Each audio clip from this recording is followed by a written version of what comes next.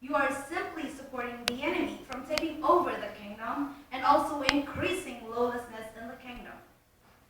The kingdom of God is different from man's kingdom, where man receives tax before functioning. God functions before receiving your tithe. This is why God says, the tithe is mine, because I already provided you with all you need to survive in this world, so you owe me the tithe. The tithe was never yours because you would never be living in the first place without my support. And in order to maintain the soldiers, or the pastors, the evangelists, the missionaries working for me, I would require a certain percentage of your money, minimal 10%. Refusal to paying tithe is equivalent to robbing God because he has provided you with all the amenities and you refuse to pay. God's way is pay after service. Number 2, retribution. Refusal to support a country by paying your tax brings a curse to that country. It breeds armed robbery, rapists, etc., which jeopardizes your security. You would never be able to live in peace in that land. This is the curse that God was talking about, the lack of peace in the kingdom of God. God says, you are cursed already. It's not that God is interested in cursing you, but that your actions of refusal to pay your taxes have provided your curse. Just imagine a country where taxes are not collected. There would not even be a government in place because no one would be willing to take the political office and everything would be in disarray. Put this in mind when you refuse to pay your tithe.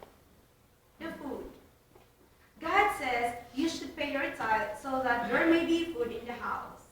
When there is food in the storehouse, you would be able to have access to the information in the spirit realm, which means you would be able to interpret what your spirit is feeling.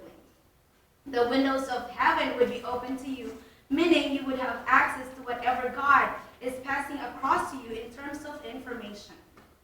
Heaven is where God lives, and the heaven is a spiritual entity. The window of heaven can be closed to you because there is no food in the house. Imagine a preacher or a missionary that is supposed to get revelation from God through prayers and reading the Bible, but is bothered about paying for his meal and taking care of his family. She can never access the information to share with you.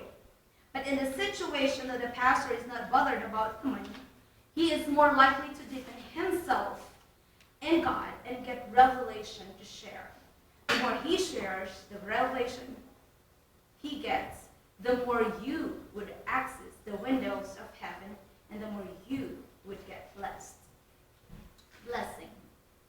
Blessing is not the physical possessions you have or want to acquire, but a spiritual possession that allows you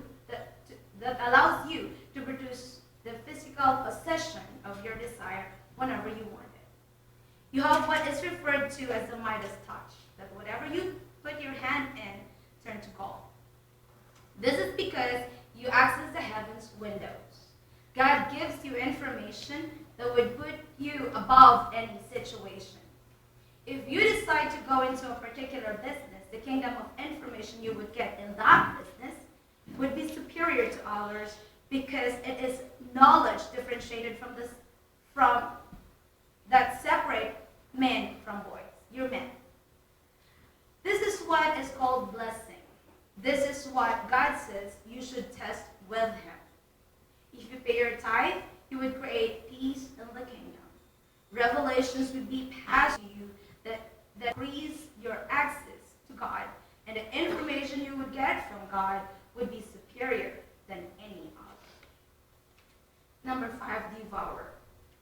The devourer is not an enemy from outside, but an enemy from within you, which hinders you from putting that information you're receiving to use. The symptoms from accessing the devourer include greed, fear, worry, anger, and indiscipline. When you pay your tithe, you get more exposed to revelation that you are able to overcome the devourer himself from passing information through your spirit. You cannot accomplish anything when the devourer hits you. When you pay your tithe, you resolve in God's advice, and in God's advice would be stronger. Popularity. The offshoot of any superior wisdom is popularity, but not like Michael Jackson, who has not been able to live in peace despite his fame. This wisdom that comes from tithing would give you peace in every endeavor of your life, be it marriage, work, etc. You would not just be popular in one thing, but be popular in every aspect of your endeavor.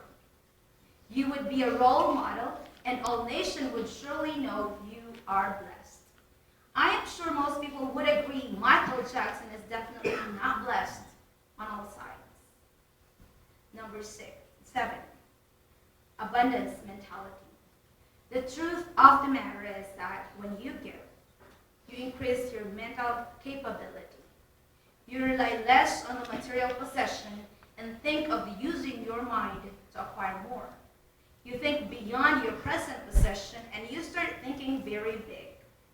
The cure for selfishness is to give more. The more you give, the more you are cured of selfish act. The less selfish you are, the more you are able to attract more wealth to you. When your mentality increases, you are not bothered about who has more money. You would want everybody to get what you have without tax. This is what tithe achieves. It increases your capability to produce more. If you don't tithe, you cannot think beyond your present capability. Most people may not call it tithing, but giving for the good of man.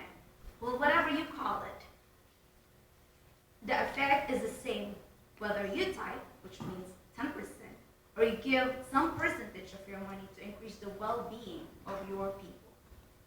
I believe this practice would increase your mentality, which is a prerequisite to abundance.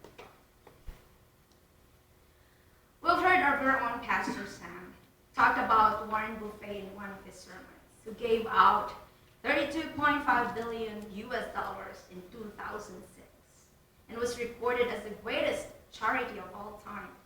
His money was a substantial part of his physical possession, but he was still able to rank number 2 in the Forbes World Billionaire in 2007. Now, Biaya, what are we waiting for? Let us step up to that greater faith and allow God to take away that selfishness. Let's start that giving culture. After all that we have is from God. Enjoy giving.